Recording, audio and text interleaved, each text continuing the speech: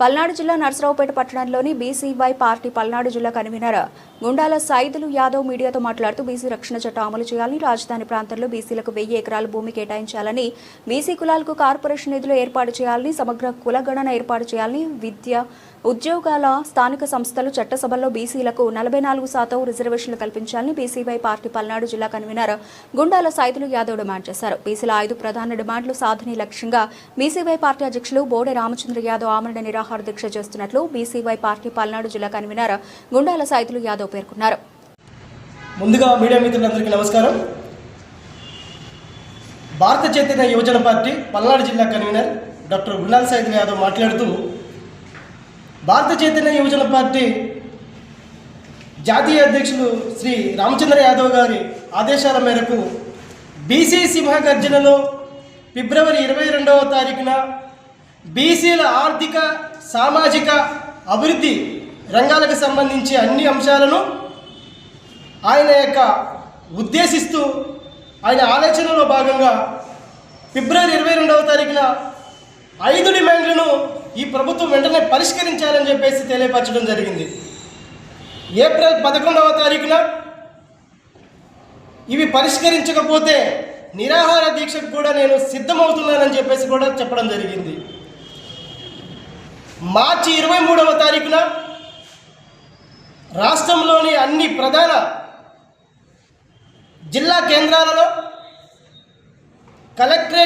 కలెక్టరేట్లలో దీనికి సంబంధించి 5 డిమాండ్లు ప్లస్ ప్రభుత్వాలు 7 దశాబ్దాలుగా బీసీలపై చూపిస్తున్నటువంటి కపట ప్రేమను వారు నోటి ద్వారా చెప్పినటువంటి అంశాలను వివరిస్తూ మెమరాండం ఇవ్వడం జరిగింది. మార్చి 31లోగా ఈ ప్రభుత్వం ఈ బీసీలకు సంబంధించినటువంటి వారు ఆ రోజు పాదయాత్రలో చెప్పినటువంటి అంశాలను గుర్తు చేస్తూ మెమరాండాలు ఇవ్వడం జరిగింది. 31వ తారీఖు ఈ ప్రభుత్వం మాకు సానుకూలతగా ఈ డిమాండ్ను పరిష్కరిస్తాయని చెప్పేసి మేము ఆశించడం జరిగింది. కానీ ఎక్కడ కూడా బీసీలను అభివృద్ధి పరిచే విషయంలో వీళ్లకు చిత్తశుద్ధి లేదని చెప్పేసి ఈరోజు ఏప్రిల్ 3వ తారీఖు వరకు కూడా మేము వెయిట్ చేశాము.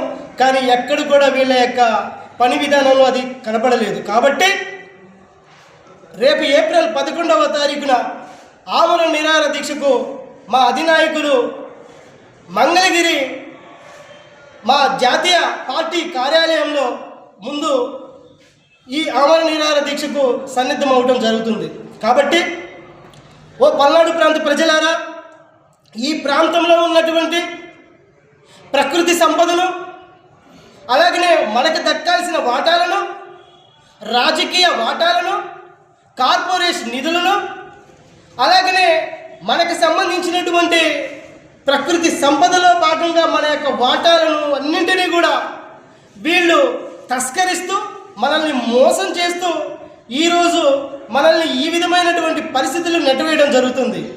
ఎక్కడ చూసినా కానీ సరే బీసీల పైన ఈ దాడులను మనం పరిరక్షించుకోవాలంటే ఖచ్చితంగా ఇక తిరుగుబాటు చేయక తప్పదని చెప్పేసి మన భారత చైతన్య యువజన పార్టీ రామచంద్ర యాదవ్ గారు బీసీలకు ఈ కళ్ళబొల్లి ప్రభుత్వాలు ఈ మాటలతో మనల్ని కాలయాపన చేస్తున్నాయని చెప్పేసి ఇక మన యుద్ధం తప్పదు అని చెప్పేసి దీనికి నా ప్రాణాలు సైతం ఇవ్వడానికి సిద్ధంగా ఉన్నానని చెప్పేసి ఆ మహానుభావుడు ఈరోజు ఇంతటి కార్యాచరణకు పూనుకున్నారు. కాబట్టి ఈ పల్నాడు ప్రాంతంలో ఉన్నటువంటి నా బీసీ మిత్రులారా, బీసీ ప్రజలారా, ఎవరి కోసం పనిచేస్తున్నారో ఒకసారి గమనించి రేపు 11వ తారీఖు జరగబోయేటువంటి ఈ దీక్షకు ఈ పల్నాడు ప్రాంతం నుంచి పెద్ద ఎత్తున ఈ 139 కులాల యొక్క అభివృద్ధికి సంబంధించిన అంశాలను కాపాడుకోవడానికి, ఆత్మగౌరవం కాపాడుకోవడానికి మన అందరం సిద్ధం కావాలని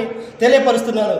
మిత్రులారా, వీరు ఎన్నికలకు ముందు బూటకు హామీలతో వీళ్ళు గద్దెనెక్కి బీసీలే వెన్నెముక, బీసీలే మా యొక్క అభివృద్ధికి, ఈ దేశ అభివృద్ధికి మూలకారకులు అని చెప్పేసి చెప్పుకుంటూ బీసీలను కనీసము ఇంట్లోంచి బయటకు వచ్చి మళ్ళీ ఇంటికి చేరడానికి రక్షణ లేనటువంటి పరిస్థితులు ఈ రాష్ట్రంలో చూస్తున్నాం. కాబట్టి గత 2 నెలలుగా వివిధ ప్రాంతాల్లో బీసీలపై జరుగుతున్న దాడులు చూస్తూ నిద్రపోతున్నటువంటి ఈ వ్యవస్థను, ఈ అధికార పక్షాన్ని కొల్పనకు అలాగనే ఈ ప్రభుత్వానికి బుద్ధి చెప్పడానికి మనం సిద్ధం కావాలని చెప్పేసి తెలియపరచుకుంటూ రేపు ఫిబ్రవరిలో చెప్పినటువంటి అంశాలను